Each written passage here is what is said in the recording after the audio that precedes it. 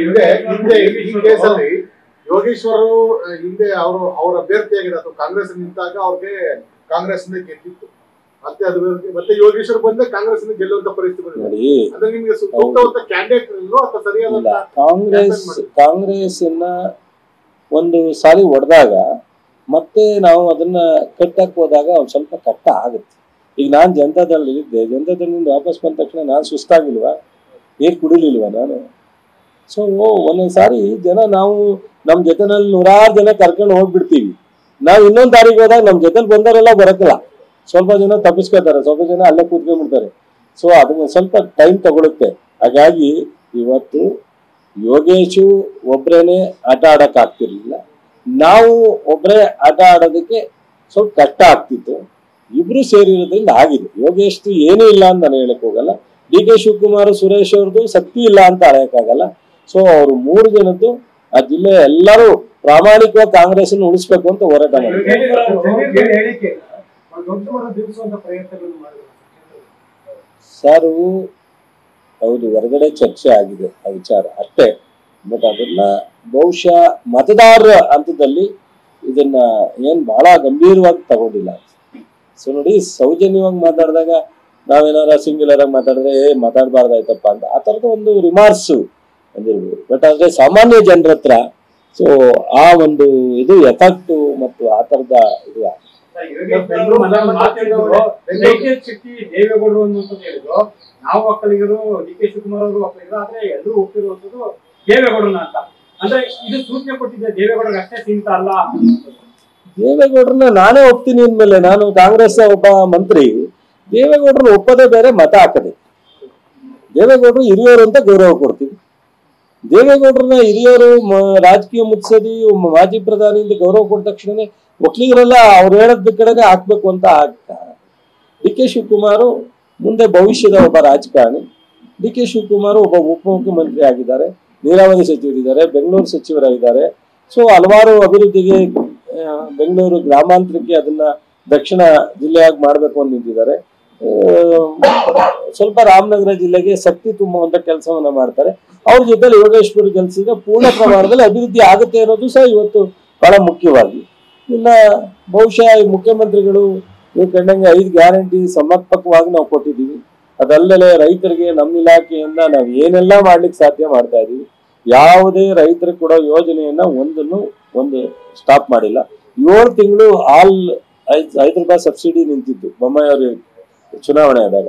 7 ತಿಂಗಳು ಕ್ಲಿಯರ್ ಮಾಡಿ 1 ತಿಂಗಳು 2 ತಿಂಗಳು ವ್ಯತ್ಯಾಸದಲ್ಲಿ ಪೂರ್ತಿ ಕೊಡ್ತಾ ಇದ್ದೀವಿ. ಹಾಗಾಗಿ ಒಂದ್ ಕಡೆ ಸಿದ್ದರಾಮಯ್ಯನವರ ಆಡಳಿತ, ಡಿ.ಕೆ. ಶಿವಕುಮಾರ್ ಅವರ ಸಂಪೂರ್ಣ ಒಂದು ಅಭಿವೃದ್ಧಿಯ ನೋಟ ಮತ್ತು ಯೋಗೇಶು ಆ ಕ್ಷೇತ್ರದಲ್ಲಿ ಅವರು ಹಿಂದೆ ಶಾಸಕರಾದಾಗ, ಮಂತ್ರಿ ಆದಾಗ ಮಾಡಿರ್ತಕ್ಕಂಥ ಕೆಲಸ ಇವೆಲ್ಲವೂ ಸಹ, ಮತ್ತು ಸುರೇಶ್ಗಿಂತ ಒಬ್ಬ ಸೂಕ್ತವಾದಂತ ಕೆಲಸ ಮಾಡುವಂತ ಒಬ್ಬ ನಾಯಕ ಸಿಗಲ್ಲ. ಇಷ್ಟು ಜನ ಜೊತೆಲಿ 3.5 ವರ್ಷ ಇರ್ತಕ್ಕಂಥ ಕಾಂಗ್ರೆಸ್ ಗೌರ್ಮೆಂಟ್.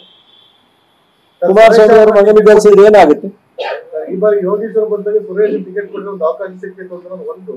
ಎರಡೊಂದು ಬೆಂಗಳೂರು ಚುನಾವಣೆ, ಬೆಂಗಳೂರು ಗ್ರಾಮಾಂತರ ಚುನಾವಣೆ, ಲೋಕಸಭಾ ಚುನಾವಣೆ ಸೋಲಿಗೆ ನೀವು ಸೇಡ್ ತೀರ್ಸ್ಕೊಂಡ್ರ ಈ ಚುನಾವಣೆಯಲ್ಲಿ?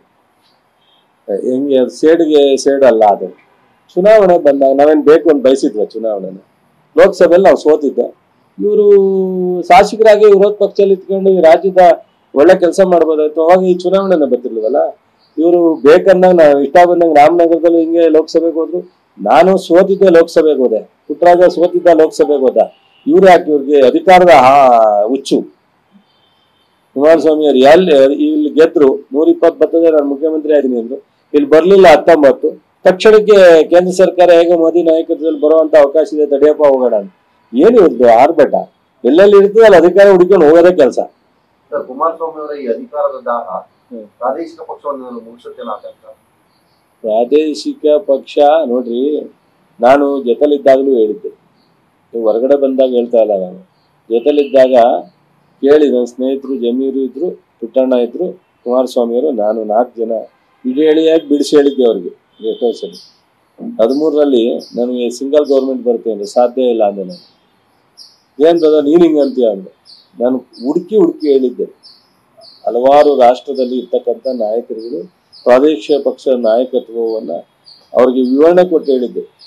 ಯಾಕೆ ನಾವು ಫೇಲ್ ಆಗ್ತಿದ್ದೀವಿ ಅನ್ನೋದನ್ನ.